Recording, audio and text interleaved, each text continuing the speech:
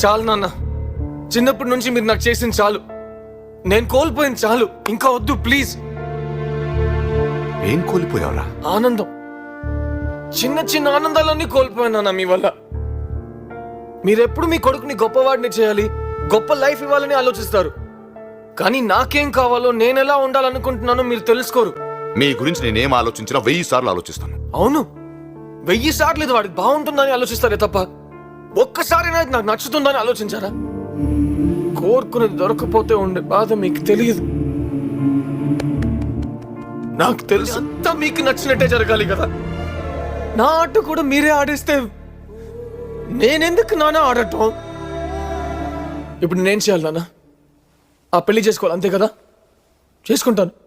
కానీ ఒకటి చెప్తున్నాను, ఇప్పుడు దాకా మీరు ఇచ్చిన ఈ షర్టు, బైకు, ఆ రూమ్లో ఉన్న వస్తువులకి వాటికి తెలియదు అవి నాకు నచ్చవని.